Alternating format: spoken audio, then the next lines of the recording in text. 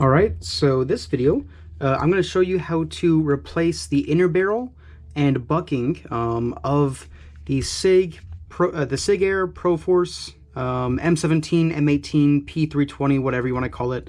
They're all the same gun. I'm going to go over how to do that. And if you're one of my regular viewers, and this is your first video seeing this gun, I do not recommend this gun for airsoft, but if you are one of my non-regular viewers that are looking to this video for help, I'm going to show you how to replace the inner barrel and the bucking on this, all right? So, you get a magazine release right here. You just press that button, take the magazine out, obviously. I assume you already know how to do that. You want to cock the gun, make sure it's locked back, and then switch this lever vertical, and then your slide will come off. The slide guide rod you need to push forwards and then pull out like that, and then this is just going to go forwards a little bit, and then it will rock up like that, and then you can pull it out, right? And now we are at just the outer barrel. So this is not a very good design, but how you do it is there's a little pin right there that's inside of that hole. You need to punch that pin out, all right? I'm going to do this off camera because this is not a very stable surface.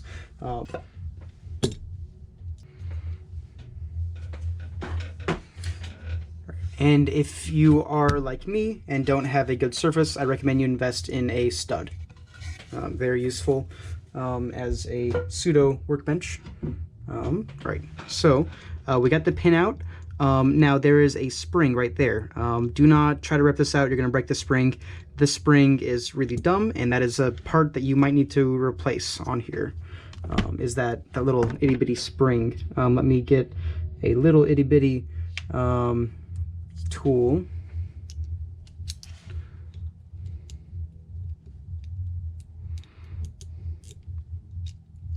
Right. And then this will slide out. Pretty simple, just these two screws.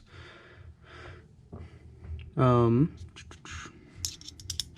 go ahead and unscrew them. But again, this is not the OEM they use to make these guns is one of the worst airsoft OEMs, unfortunately, and that's just how it is for you gun people who have this gun, because it's a Sig licensed gun. The factory that makes these airsoft ones is a pretty bad one, unfortunately, because it is a cool gun. It just it's made by bad people. All right, so I just took off this little piece here, and then now you can kind of take the gun out, or the barrel out. There's a cogwheel, and that obviously is what interfaces with that cogwheel, and that cogwheel interfaces with the guide rod, and the guide rod is what you use to adjust your hop up, which is the backspin that's on the BB. So we'll just slide this off, and then the bucking, you just kind of squish it and pull it off, and that's all you have to do.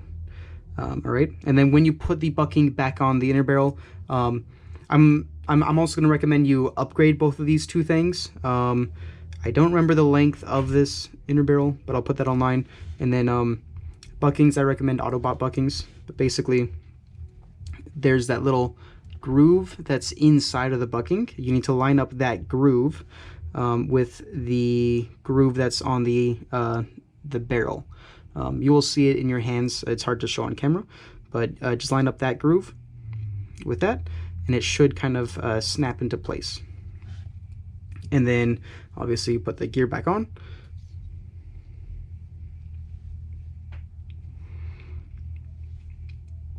And then you want to just sort of set it down.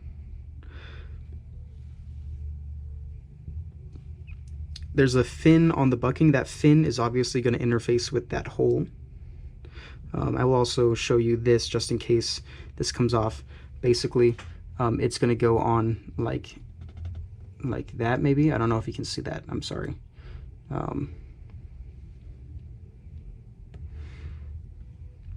And then the little notch that's on there, that notch goes inside of the groove that's on the wheel, that's on the outer barrel, or the inner barrel. So they kind of connect together, sort of like that. I don't know if you can see this again, but Yeah.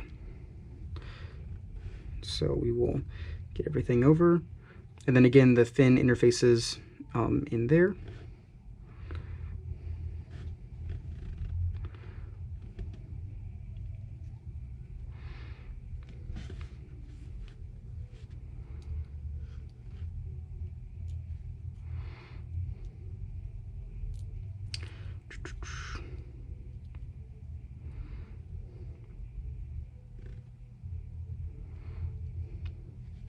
So I'm going to sort of roll it into place, and that works good for me. So I just kind of rolled it in.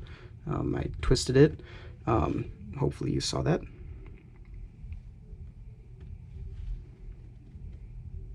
And just make sure that it obviously can freely spin on there. I hope you can see that. And then we can put the other half back on, and then just press it down. And it's okay if there's a gap when you screw the screws in. That's just kind of the nature of these, just because of the quality level.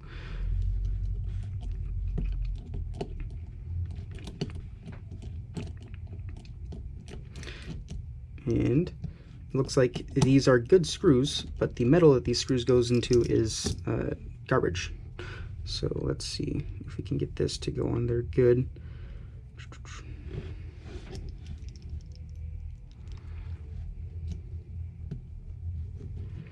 There we go.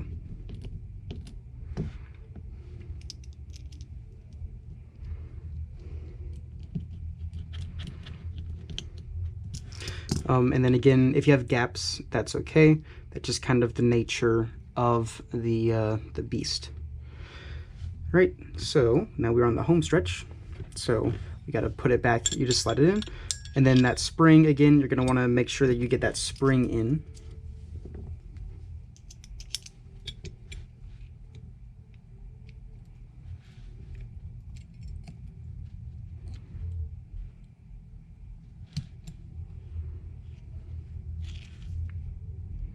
And this spring you do need to be very, very, very careful with, because this spring is not a good spring. This is the spring that you might want to upgrade if you're willing to go to a hardware store. Right. So now we're set with that, and then now we just got to put the pin back in. Pin, it can go in either direction because the grippiness is in the center of the pin. It's not on one of the ends. All right. So there we go. It doesn't have to be pretty, it just has to be in there. It can't be poking out. And then also you want to make sure that it will freely move like that, right? So now we can put it back in the gun, obviously. So you just rock it in. And then the front part will also go on. So basically, you want to pull back here and then rock it in.